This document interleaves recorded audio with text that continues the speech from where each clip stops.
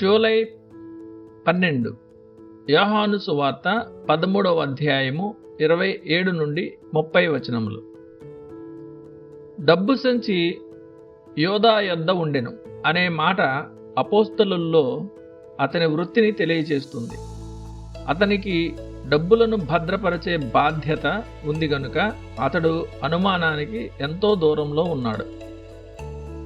కొంతమంది ఊహించినట్లుగా యేసు యోధాకు పండుగకు కావలసిన వస్తువులు కొనుగోలు చేయి అని చెప్పాడని అనుకోవడం ద్వారా మన ప్రభువు తనకు తన శిష్యులకు అవసరమైన వస్తువులను సమకూర్చుకోవడానికి అద్భుతాలు చేయలేదని స్పష్టంగా తెలుస్తుంది. క్రైస్తవులు కూడా ఇతరుల్లా కొనుగోలు చేయాలి, అమ్మాలి మరియు తమ ఆర్థిక వ్యవహారాలను వివేకంతో పొదుపుగా నిర్వహించాలి. ఇది వారి యజమాని మరణం అతి సమీపంలో ఉందన్న విషయాన్ని శిష్యులు గుర్తించలేదని తెలియజేస్తుంది. యేసు యోధాకు బీదలకి ఏదైనా ఇమ్మని చెప్పాడని కొందరు భావించడం ద్వారా దానం ఇవ్వడం విషయంలో మన ప్రభు యొక్క ఆచారం ఏమిటో స్పష్టంగా తెలుస్తుంది. ఆయన తన సొంత మాదిరితో బీదలను పట్టించుకునే అభ్యాసాన్ని అలంకరించి పరిశుద్ధపరిచాడు. ఈ పాఠ్యభాగం మరియు గలతీ 2:10 జాగ్రత్తగా పరిశీలించదగినవి.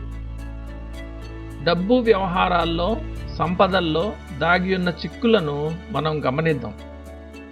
మన ప్రభువు అనుచరుల చిన్న బృందంలో డబ్బు వ్యవహారాలు చూసుకునే వ్యక్తే ధనాపేక్ష వలన తన ఆత్మను శాశ్వతంగా నాశనం చేసుకున్నాడు. పేదరికమునైనను ఐశ్వర్యమునైనను నాకు దయచేయకుము అని క్రైస్తవుడు తరచుగా ప్రార్థన చేయాలి. సామెత 38.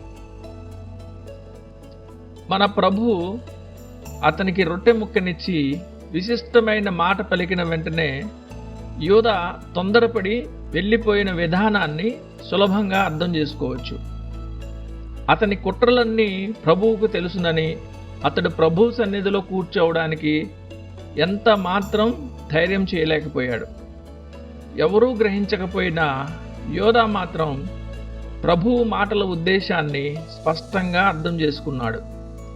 తాను పట్టుబడిపోయానని, గుట్టు బయటపడిందని గ్రహించి అత్యంత అవమానంతో అక్కడి నుండి లేచి వెళ్ళిపోయాడు. యోధా విశ్వాసఘాతకునిగా ఉన్నాడని అన్ని సందర్భాల్లో యోహాను తెలుసుకుని ఉండడం గమనించదగ్గ ఆసక్తికరమైన విషయం. అయినప్పటికీ అతడు ఏమీ చెప్పకుండా ఉండిపోయినట్లు కనిపిస్తోంది. ధ్యానం కోసం ఎవరు ఎన్నడూ దేవుణ్ణి, ధనాన్ని విజయవంతంగా సేవించలేరు. మత్తయి సువార్త 6:24.